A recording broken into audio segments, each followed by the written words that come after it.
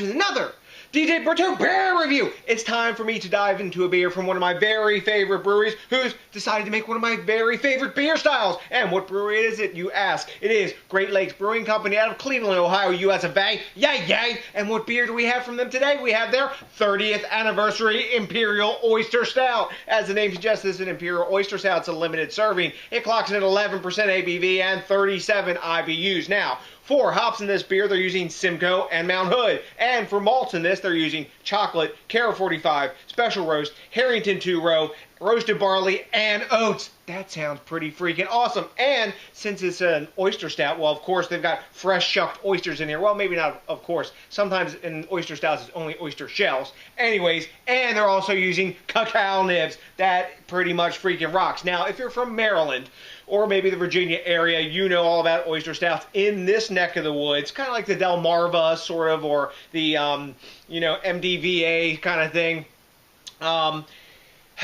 That's a very popular style, okay? It always has been since my earliest days of craft beer drinking in the early 90s to mid-90s. I remember drinking oyster stout at Fordham Brewery. Also, who else has one? Let's see.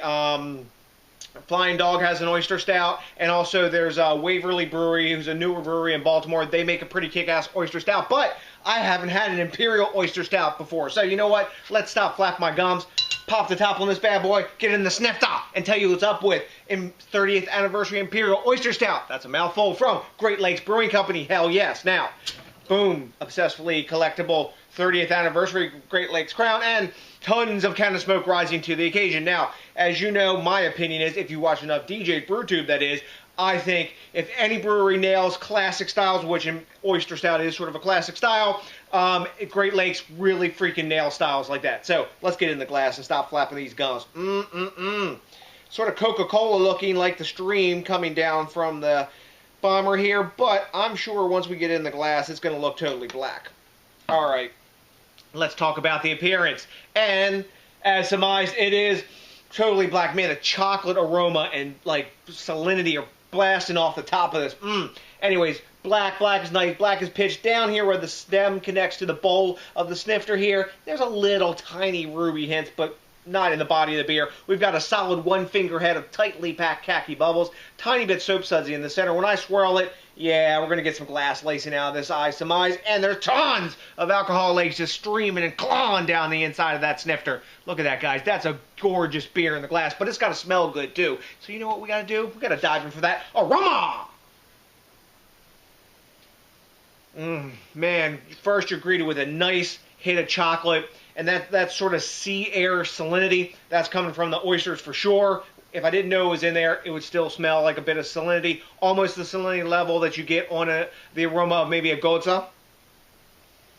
Licorice, dark roasted malt, caramel, coffee, toffee, tons of toffee now coming off of this. More chocolate, more roast and earthy hop. Layers and layers of flavor, maybe a little bit of tobacco as well. This smells freaking delicious. I'm diving in. Happy anniversary, Great Lakes Brewing Company. Happy birthday to me, anyway. Cheers! Oh, yum. I need another drink of that.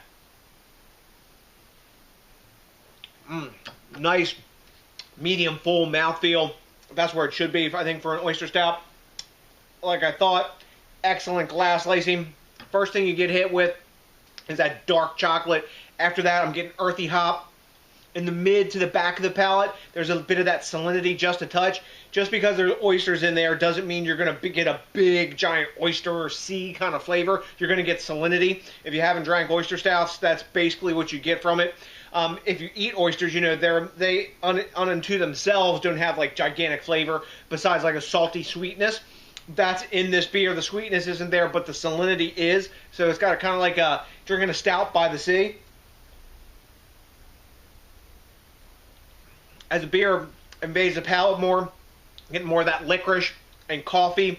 Nice palate scrubbing carbonation, kind of like medium-high carbonation. The sweetness is checking all of that roast.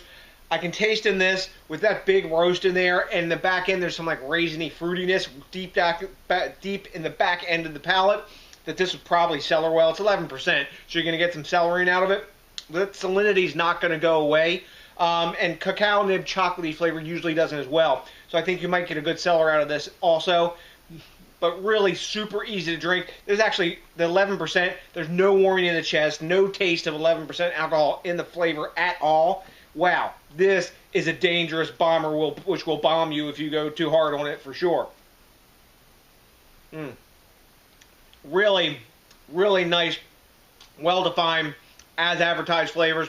If you're an oyster stout fan, which not everybody is, if you're an oyster stout fan, this is a beer for you because it's knocking on all cylinders and it's giving you the flavors that you expect out of it. Wow.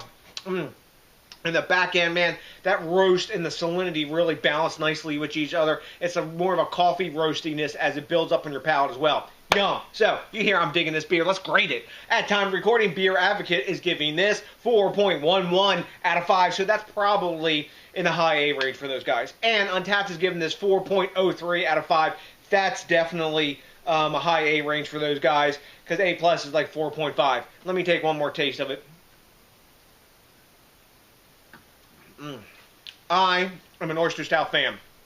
For me, I'm going A plus with this beer. This is a 98. I really dig oyster stouts. I think a lot of other people would be more along the lines of Beer Advocate and Untapped, fresh in this state, and they'd probably give it like that high A range. Me, because I'm an oyster stout fan, I'm going A+.